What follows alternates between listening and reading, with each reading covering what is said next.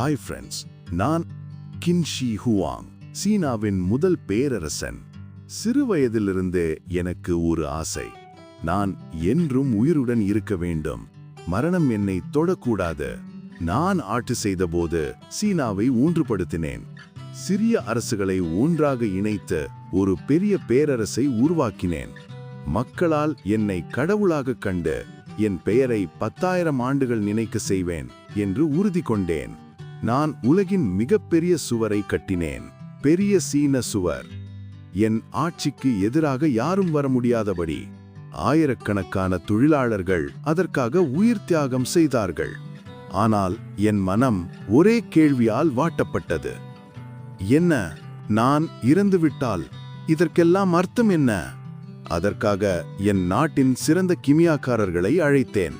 அவர்கள் மரணத்தை வெல்லும் மருந்து தேடினர். மெர்க்குரி கலந்த மருந்துகள் குடித்தேன், நித்திய வாழ்வை தேடி. ஆனால் அதுவே என் உயிரைக் கேன்றது.